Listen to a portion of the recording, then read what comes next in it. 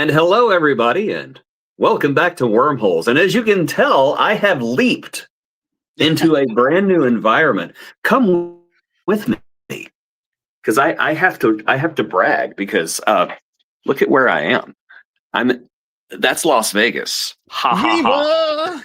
Las Vegas. Viva Las Vegas. Nice. Was there a Vegas episode of Quantum Leap? I'm sure at one point there had to have been. Gotta be. Had to have been. But we are not talking about a Vegas episode of Quantum Leap. We are talking about I will say it ahead of time, thoroughly delightful episode of Quantum Leap that reminded me all over again why I was glued to my television set every week to watch the adventures of Dr. Sam Beckett leap from life to life, striving to put right what once went wrong and hoping that each leap would be the leap home. Yes. I just thought of the last episode and now I'm sad. Yeah. Ooh, and now I thought of this. Now I thought of the spinoff, and now I'm sadder. Oh. Not because it really picked up the story, but just because there was a spinoff and it was terrible. Oh. What was the Let's talk this episode. Quantum Leap. Oh, the new one. Yeah. No. We don't talk about it. Okay. All right. Well, let's go where we landed on this series. Okay, let's do that.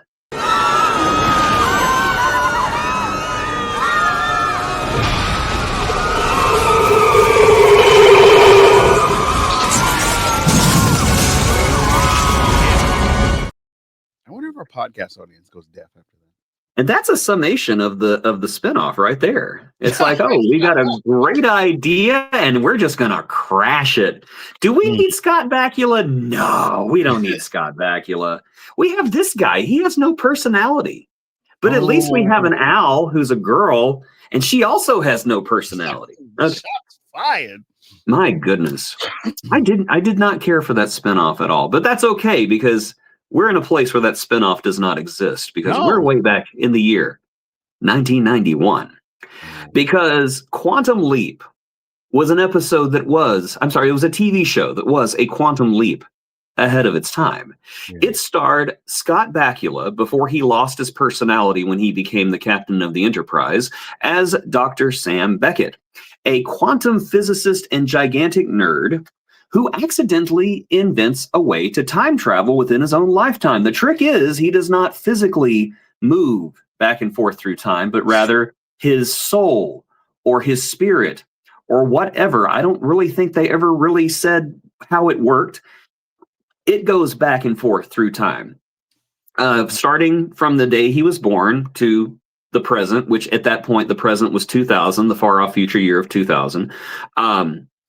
But for some reason, they never went past like 1990. Yeah. I don't know. Well, they did around the 50s. Yeah, it was mostly around the 50s. And, it's fine. That was a fun time if you were white. But anyway, I'm just being historically accurate. That's all. I'm not saying it was right. I'm just saying that was the case.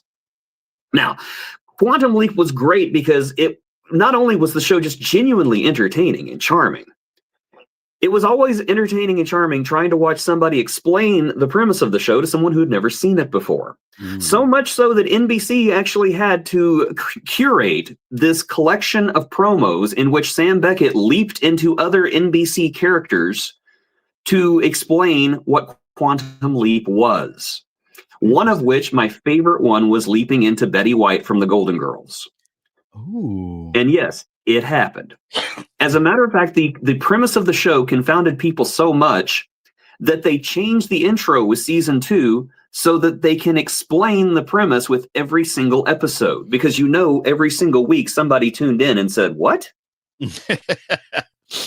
But basically, there were 2 types of Quantum Leap episodes. There was the normal kind, the kind where the writers would put Sam into an everyday situation in the past, and he would try to write something that once went wrong, and he would leap to the next episode. And then there was the kind where the writers just threw the premise into a blender just to see what happens. Now, Play It Again, Seymour is a firm number 2.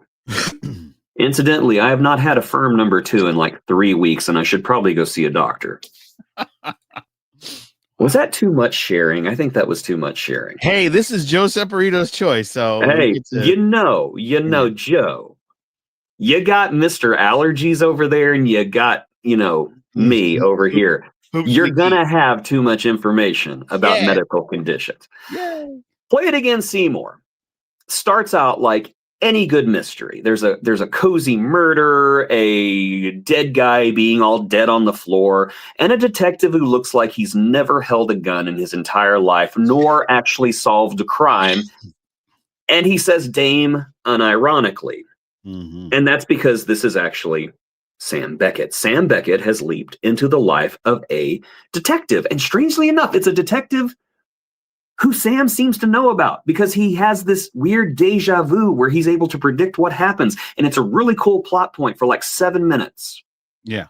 And then he goes, oh, yeah, I read this in a book because this murder was turned into a book. And annoyingly, it's not even like a good book. It's like an Encyclopedia Brown book where you have to solve the mystery yourself. I don't know. Was that a thing where the cops would like publish novels and say, we couldn't solve this mystery. Could you do it? Because we dumb.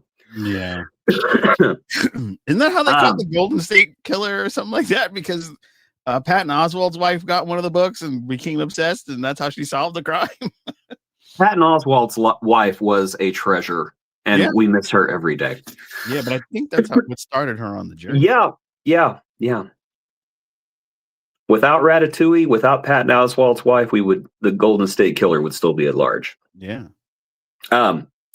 So Sam Beckett, quantum physicist, time-traveling overachiever, purveyor of oh boys, and gigantic nerd, wakes up in the body of Nick Allen, who is a detective and whose biggest qualification for being a detective is his trench coat. Let's be honest. The best part about this episode is how everyone keeps saying that Detective Nick Allen, who is Sam Beckett by this point, looks like the legendary Humphrey Bogart, to the point that the cast is contractually obligated to say, well, he looks like Humphrey Bogart every 6 minutes, even though Sam looks nothing like Humphrey Bogart, and neither does the guy in the window. Maybe he looks like Humphrey Bogart on the 8th day after Humphrey Bogart died. But just like everything else in Quantum Leap, we're not here to ask questions. We're just here to smile and wave. Just smile and wave, boys. Smile and wave. Of course, what would Sam Beckett be without his holographic, transparent, non-tangible friend, Al Calavici, played by the late, great Dean Stockwell? His friend and the only guy who can pull off a silver suit in the 1940s and totally get away with it. He is at his most alliest here, rattling off Ziggy stats, flirting with everyone who is not nailed down, and giving useless suggestions like, well, just act more like Humphrey Bogart. Thanks, Al. Thanks, Al. Imagine being the only lifeline in a murder investigation, and your guide's only advice is just try to be cooler. It's kind of weird also that he has a cigar all the time, because he would never get away with that nowadays. No. Every episode would have like a parental warning, like, don't do what Al does. And Al was very like, besides hitting, the way he was hitting on some of the women was like, oh, problematic. Boy. Yeah. This super problematic. Problematic. This is HR worthy right here. I don't know if you remember, but Tina is like the Tina that he's always talking about is a member of the Quantum Leap crew. Mm-hmm. Like she's like a scientist who helps out. In the pilot episode, Al picks her up on the side of the road like she's a hitchhiking streetwalker. And literally takes her to Quantum Leap for the first time. He picks up what he thinks is a prostitute on the side of the road, takes her to a top secret organization where they have invented time travel. Thankfully, she turns out to be a scientist instead. I don't know how that happened. I don't know how lucky he got, but it happened. And again, we don't ask questions. We just smile and wave. Yeah. Al, good news. The hooker I thought I picked up from me turns out she's a scientist. You thought I was a hooker, Al? I do you know that I hold like 3 doctorates, all right? Yeah, exactly. I don't even know what the hell this doctorate is. What is nuclear physicist? I don't know what a nuclear physicist is. So this episode, pure noir, and it's lovely. It comes complete with a voiceover, that wonderful like background music, and best of all, Claudia Christensen. Wow, looking absolutely hot. Now, was that the woman from Babylon 5? Babylon 5. I thought so. Ivanova. Like Ivanova, see more of you, baby. Oh my God. Claudia Christensen. I do not understand why her career was not like gigantic. Yeah. I am not degrading her. I think she's a wonderful actress. I think she's a very lovely looking human being. But she should have been like Cameron Diaz level big, because she was so beautiful, and she was a great actress too. Yeah. And nowadays you think back and it's like, what was her movie career? It was like the movie Strays that had the killer cats in it, and Atlantis: The Lost Empire, where even just her voice just makes you melt. Yeah. Yeah, I will lust after a Disney character. I don't care. And I don't care that she would probably kill me either. Yeah. You also have a gangster in this episode that sounds like it should be a sandwich from Jimmy John's. I don't even remember what it was. It was like the Clocker or something like that. I don't remember. Clapper. The Clapper. Like a disease, which was what he made. Yeah. Get an extra large Clapper at Jimmy John's and then take some penicillin. Yeah. In the end, Sam, who barely knows the difference between a gun and a stapler, solves the mystery and is about to get the girl and do a little bit of horizontal leaping himself. Yeah. When whoever is guiding him through time, be it God, the universe, fate, whatever, they reveal themselves to be the biggest cock blocker in the world. Seriously. Sam inspires this little nerd to become a novelist that we've never heard of, and Sam leaps away to someplace infinitely worse. The life of a woman. Because that's Quantum Leap, everybody. Yeah. That's Quantum Leap. But I will say, Play It Again, Seymour, shows us why this show worked and why I loved it. And I'm assuming you loved it too. And I'm assuming everybody else out there loved it. Because if you didn't love it, it just means you haven't seen it. And if you haven't seen it, you need to watch it right now, because it's amazing. Yeah. Quantum Leap always worked because it always followed the basic formula of Sam is always over his head. Al thrives in chaos like a horny little gremlin. Ziggy is always wrong. And the 20th century was just a hot mess all the way through. It is weird. It is charming. It's ridiculous. This is crime noir with training wheels. And Sam is doing what Sam does best. Problem solving, solving problems that he is just wildly unqualified to solve, all while wearing a complete stranger's underwear. And is that not just a perfect analogy for what being an adult is? Yeah, that's true. I think that's why we relate to Quantum Leap as much as we do. But I'm always wondering when my leap is going to be the leap home, where I'm a rich scientist or something. I keep thinking of that one episode where he actually does go home, where he and Al switch places. Oh yeah, that was a good one too. And then I think about how problematic that episode is if you really think about it, because Al leaps into Sam and Sam leaps into Al. Yeah. That means that whenever Sam leaves the hologram room and goes back into the future and meets Gushy and Tina and Sam's before then unknown wife, they're not looking at Sam. They're looking at Al. They're looking at Al. Yeah. That means Sam's wife bumped uglies with Al. Oh, man. And she was looking at Al the entire time.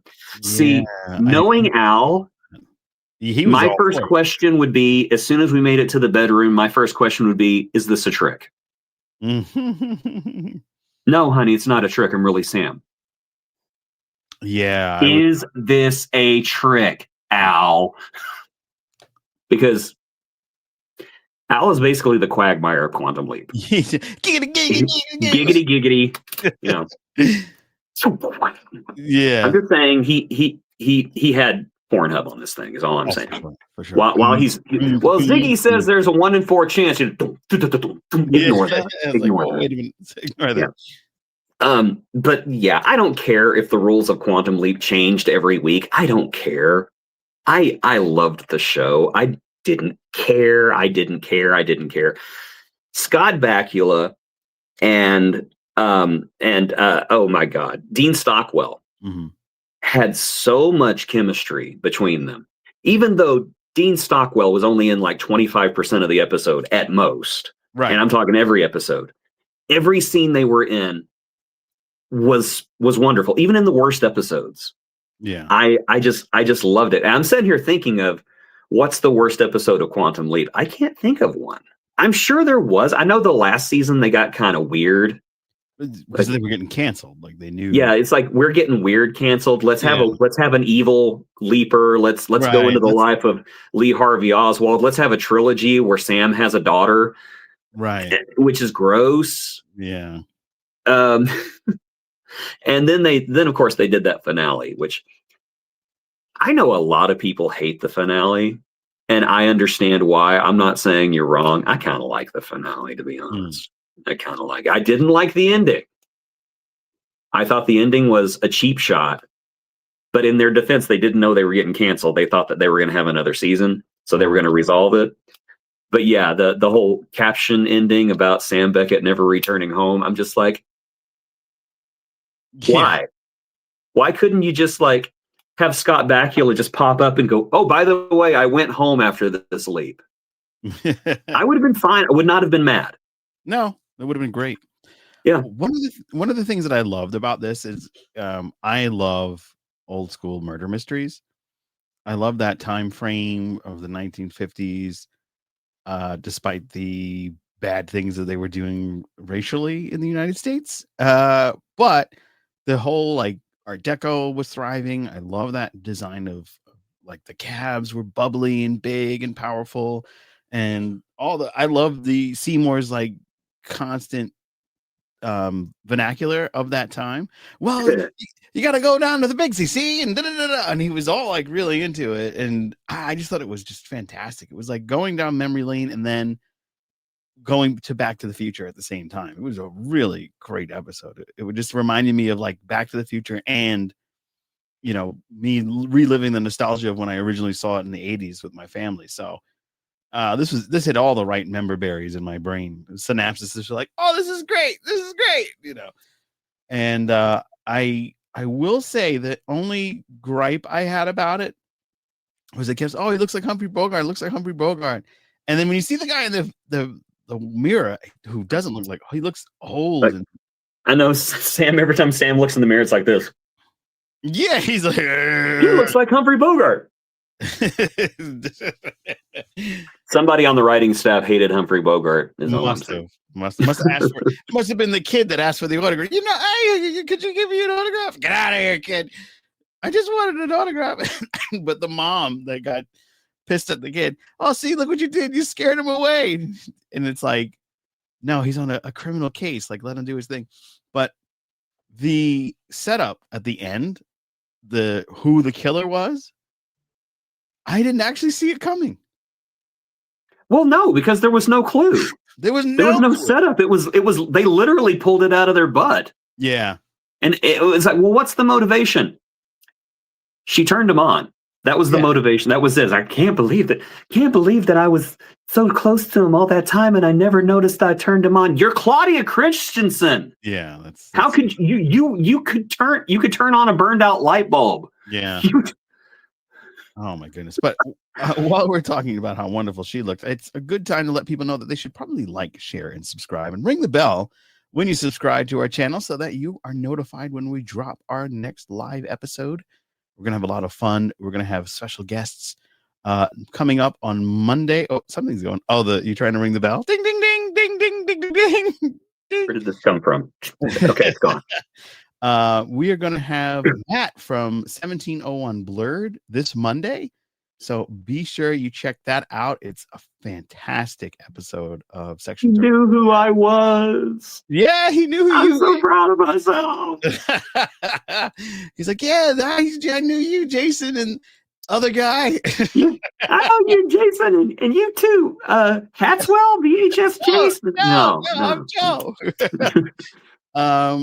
But yeah, that was a big throw. And then, of course, there's a lot of other wonderful episodes when Jason had complete control over wormholes. We watched Benji, Zax, and the Alien Prince, which ironically constantly gets views and comments. I will never forget whenever you said choose what you want, and I just thought I'm going to do something weird. What is the weirdest thing I can come up with? There was a sci-fi Benji show. We're going to watch it.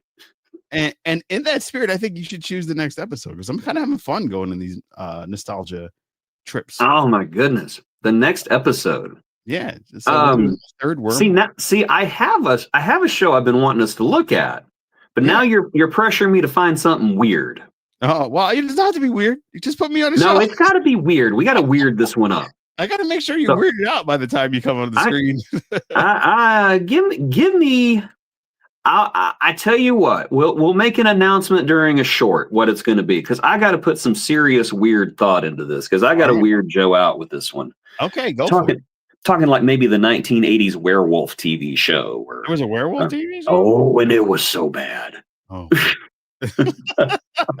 Give him the power. Super Train. We could do Super Train. What's that? Be ready, folks. I'm going to be such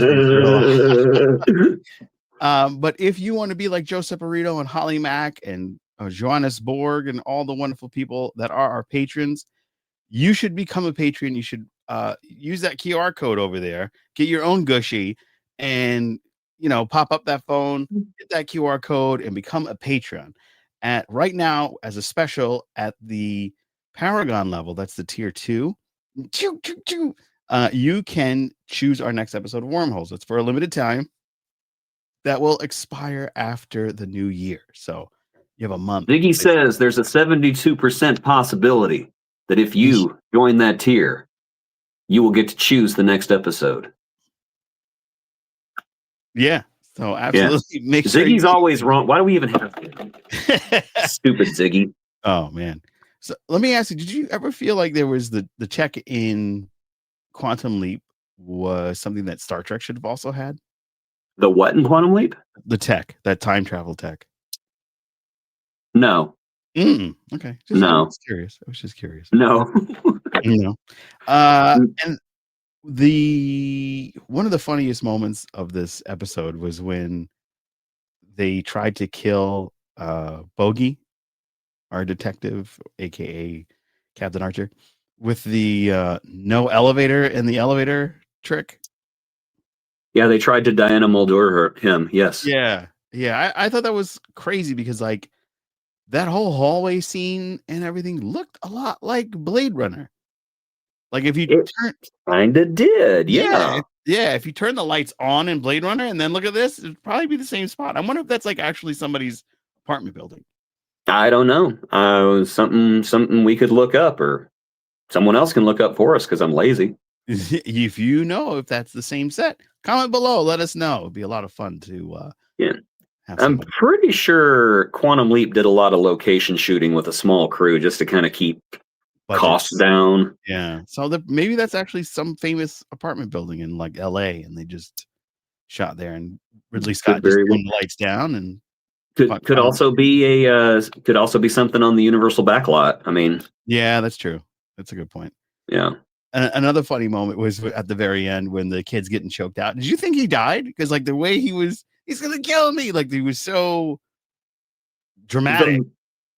I suspected that he was the killer for the entire episode. Really? And then whenever he wasn't the killer, I was like, oh, he's going to be the thing that Sam saves. And, he's going to end up being like Mario Puzo or something.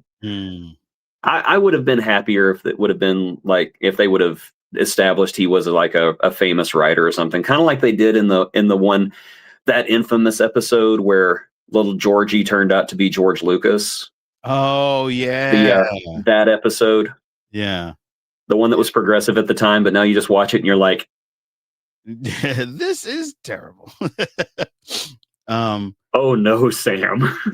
This is not the leap that'll lead you back home. This is not the progressive triumph you believe it to be. Yeah. But who I thought the killer was? I thought it was the girl. I really thought it was. You always think it's the dame. Yeah, I thought it was the dame because, like, she walks in with a pair of legs like that and the kind of smile that would make the sun rise, and you think, you know what? This is a dame that'll take a man's life and not even blink. Yeah, I was 1,000% sure she was the killer because I thought that guy was some type of like, not hero, but like some type of like mobster, because they're going into that club, and I thought like he was like a babyface spinster or something like that type of thing, and it's just kind of hiding it. And meanwhile, he's this big gangster who's just trying to push out all the fuzz that he possibly could. And I was kind of disappointed that it wasn't the case, and super shocked that who the killer actually was. Just a horned up landlord. That's it. Yeah, the whole time. Like his crank got turned and he just was never the same again. Yeah. But you know what? We should have known. Yeah. Because he's a landlord. Yeah, those landlords. Landlord. So what is something that you would think that somebody would watch this? What would you tell them? Would you like to watch a show that is charming, silly, unpredictable, and bends genres every single week? Because you literally, to me, you got a new show every week. Yeah. You got crime noir this week. Next week you got like this 9 to 5 parody. The week after that you may get a horror episode. Yeah, that's right. They did do a couple of those. And they were good. I'm sorry. The one episode with the lake I thought was just, oh wow. Oh no. The ending like freaks me out every single time. I'm sorry. That was Meg Foster, wasn't it? Wasn't it Meg Foster? Y'all, Meg Foster. Young. Yeah. I think that was, I want to say that was Meg Foster as the I don't want to ruin the ending, but Meg Foster. Yeah. Yeah. If it's Meg Foster, you know something's off. Yeah.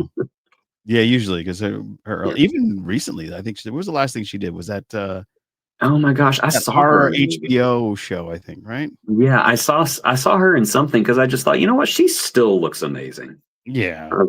Just those eyes, my gosh, I would kill to have eyes like that.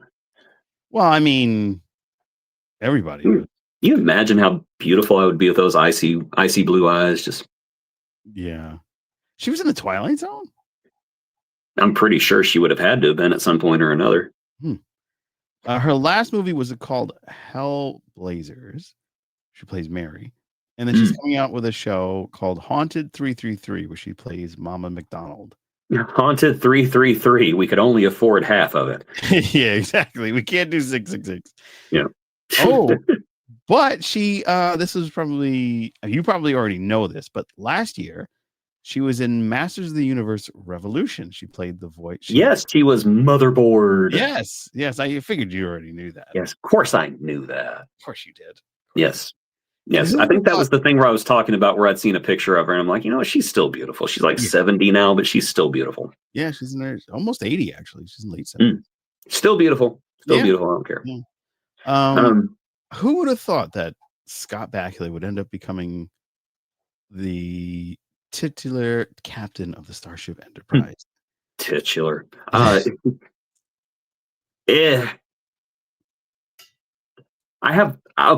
don't hate Star Trek Enterprise. I really don't. I actually think there towards the end they were hitting it, and it was actually like a really good quality Star Trek show. Right. But man, they just took Scott Bakula and his wonderful, charming self and removed all charm from him and just made him this, hi, I'm Captain Jonathan Archer. I am from Earth. Hurt to dirt. Mm-hmm. And just like he's like a cornbread hick in outer space. Yeah, that's what I got from. Yeah, and he didn't stay that way. He got better, but it just seemed like he just had this weird, idealistic, stupidly optimistic personality the entire time until the script demanded that he didn't. It's like, hi, we're from Earth and we can be better than this. By the way, I'm stealing your warp core and stranding you here. Yeah. It's like, wait, what? Which, you know what? Damn good episode, though. Yeah, excellent episode. Damn good episode. Yeah. And there's a lot of great Enterprise episodes. I really I love some of the Xindi arc. That was fantastic. Just a little one along. That's the only thing.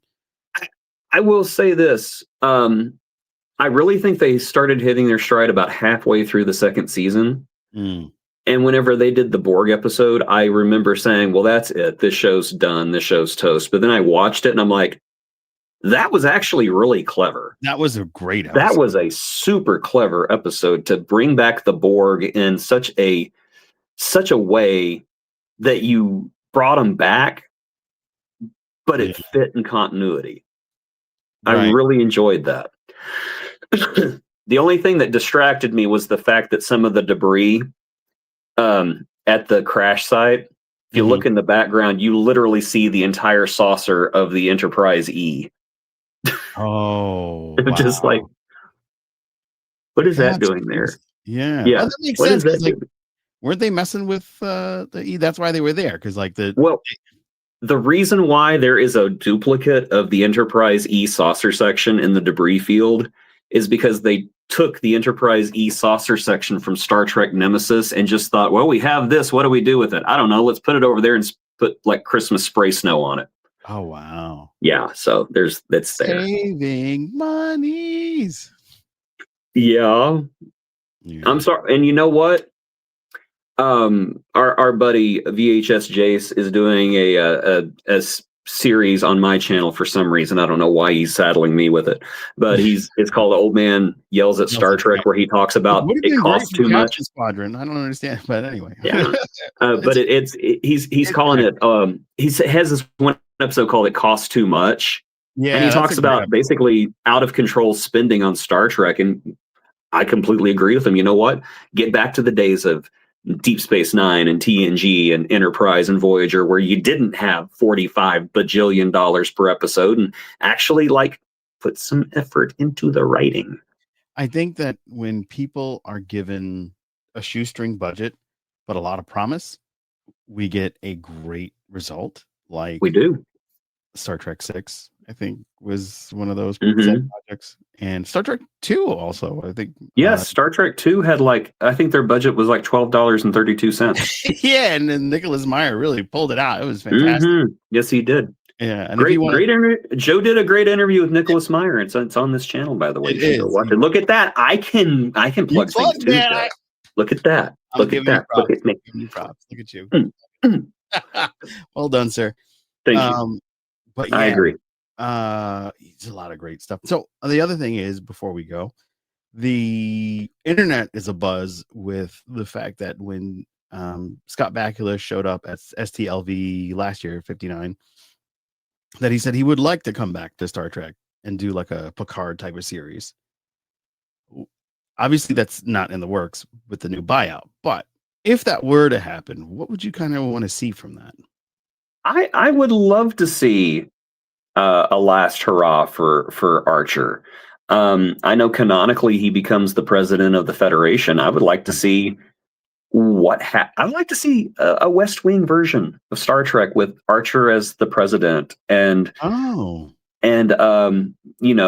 checking in with all the other Enterprise officers to see where they went. And if we want to undo a terrible injustice in that last episode, reveal that Trip is alive and he's working with Section 31 and Archer knows. Yeah. Is Malcolm working with Section 31? Is that how it ended? I don't know, but I know that in the novels, which are no longer canon, but this one should be, Trip Tucker faked his death and is a Section 31 officer, and he lives to be like 100 and something.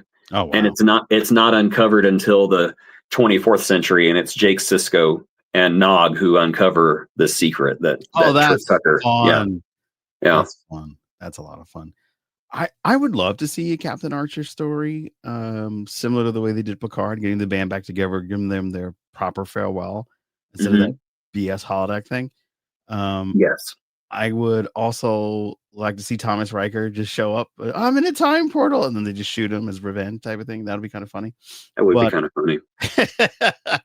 But I would love to actually see the, I guess, unification of the Federation and how that actually worked out to become Starfleet. I would love to see like them merge in technologies and just kind of actually getting the formulation that we thought we were going to get instead of like kind of weird buggy stuff that we got in season 3. I would like to see that, and I know that I know they changed it whenever they put the show on Blu-ray, so it's not on there right now. But in the episode In a Mirror Darkly Part 2, there's a biography of Jonathan Archer that's on a screen on the USS Defiant from the future, and it actually says how he dies. Oh. And canonically, he dies of old age one day after attending the christening of the Enterprise 1701. Oh, this the April ship at that point. Yeah, and I think that would be a magnificent last episode. Yeah, Is just him seeing that ship get launched and realizing that he started this legacy. And I don't know the other surviving crew members, because I think at that point Hoshi's supposed to be dead because she died on that one planet with Garth of Izar, right? No, Kodos the Executioner. Never mind. Oh, and yeah, just have, I'm sure that, what's his face? Not Malcolm. Malcolm would probably still be around. What was the Mayweather? Mayweather'd be around. Yeah, Mayweather'd be around, and of course T'Pol would be around. Yeah, she lives out. Yeah, and you know what? I want to see T'Pol as a supporting actor, and I want to see T'Pol treated with the respect that T'Pol is owed. Yeah, because I think it was great that Jolene Blalock returned to Star Trek and Lower Decks, and it just reminded me how much I enjoyed her character, and just seeing Rick Pervman turn her into a sex symbol was insulting for her, and I understand why Jolene Blalock was so upset by it by the end, and why she kind of swore off ever having anything to do with Star Trek again. And I'm glad she's back, because I have great affection for her as an actress, and I have great affection for T'Pol. Yeah. And I know it was kind of a joke episode having all these different characters on Mira Boimler's, on Will Boimler's ship. Yeah, well, but man, it was just so great to see her back. I just loved it. It was also great to hear Andrew Robinson come back too. Oh yeah, and Alexander Siddig, and have them married, and I just yeah. There was so much about that episode. I just want to go rewatch that episode right now. Yeah, that should be. Yeah, put the back on the wheel just to rewatch it. Yeah. We could have had more. We could have had more seasons of Lower Decks. Yeah, that doesn't make any sense. Damn you, Paramount. Yeah. Damn you, Kurtzman. Well, he's gone in the next couple of weeks. For sure, he's toast. I think for sure, because they're rebooting the whole thing, so I think for sure that we won't see any more of his little fingers in Star Trek anymore. But I do want more Lower Decks. I do, and hopefully the people, the powers that be that do take over, go, you know what, I really like Lower Decks. Let's bring some more of that back. Lower Decks. Quantum leap. I really wanted to see. That was one thing I really wanted to see. Is I wanted to see a TV movie that wrapped up Quantum Leap with Scott Bakula and Dean Stockwell back. But then Dean Stockwell, had his health problems, and that just kind of it can't be done now. Well, he passed away from Dean Stockwell did pass away, and it can't happen now. No. Without Quantum Leap was Scott Bakula and Dean Stockwell. Without either one of them, it's not Quantum Leap anymore. Right. And I have nothing but respect for Dean Stockwell, but I don't even think he wants to anymore.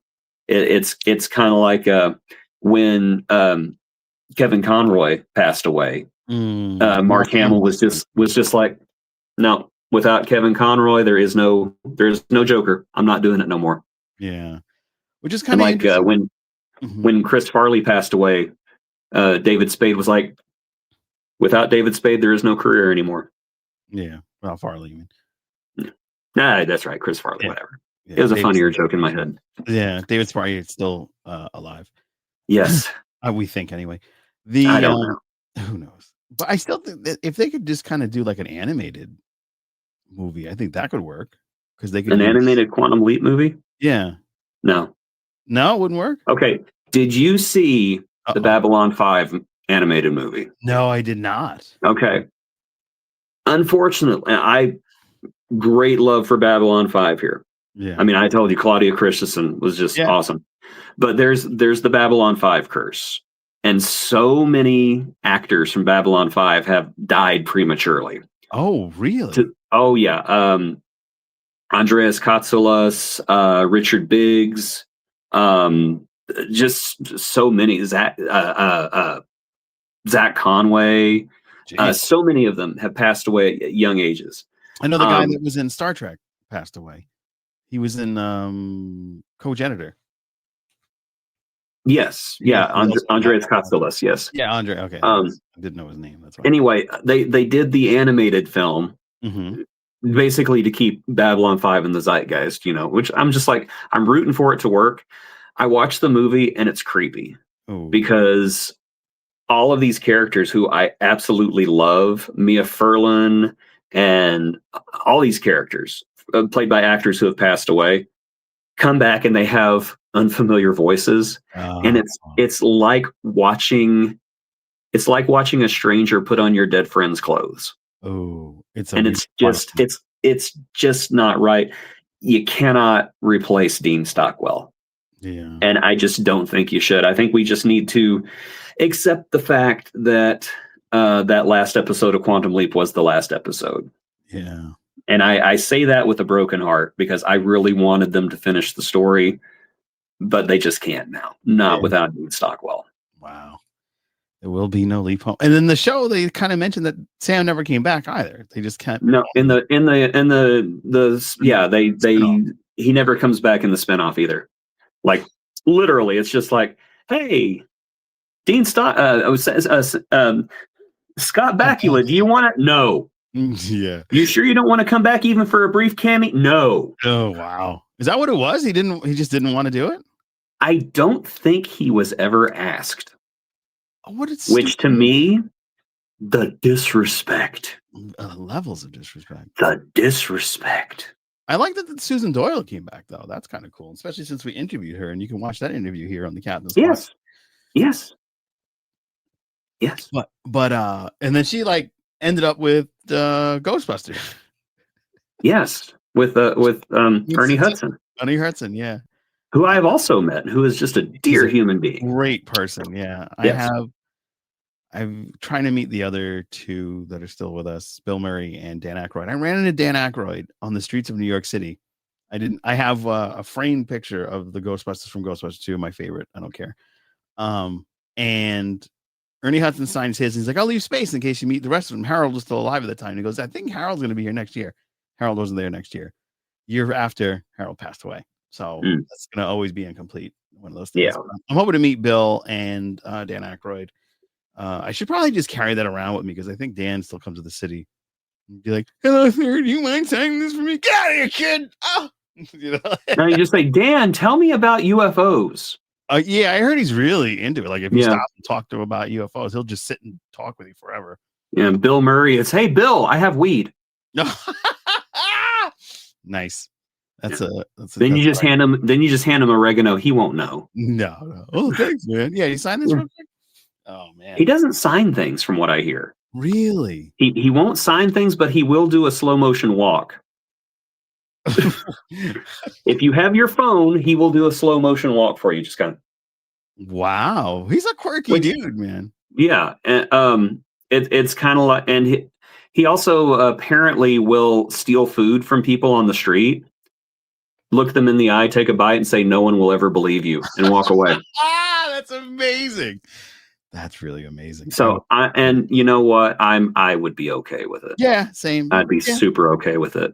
fine with me, Bill. Because somebody would believe you because he's done it to other people. It's like, Bill Murray stole my French fry. Bill Murray stole a taco from me. Bill Murray stole my baby. What? Well, he gave it back.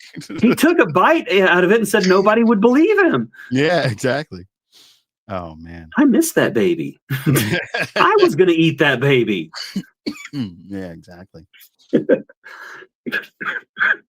All right. Are we done? Yes. Okay. All right. Well, I'm in Vegas. Yeah, so go have fun in Vegas. Go see some shows. Go on the Strip and have a walk away. You can do that too. That's always fun. You said fine. You're sending mixed signals. I didn't mean now. I meant once the thing stops. Ladies and gentlemen, we will be back live next week. We're gonna have a lot of fun in the Captain's Quadrant, and Jason's gonna put me on to some weird sci-fi show that he's just gonna relish in it. And I appreciate you guys listening, watching, and if you are listening to us on Spotify or Apple Podcasts, please give us a ratings, 5 stars, and share with your friends. Be sure that they can get the joy of the Captain's Quadrant, the fun, the drama, the what else that we do. And if you want to suggest a Wormholes episode, you have the chance to become a Patreon for free for the next month at the Paragon level. That's the second tier where you can put us onto shows. It's Wormholes second level. It's only a limited time, so please take advantage. You don't want to miss it. It is pretty damn stellar, if you ask me. It'll make you want to just leap and leap until you can leap back home. All right, Jason, take us out. Oh, you've been watching Wormholes on the Captain's Quadrant. Take care, everybody.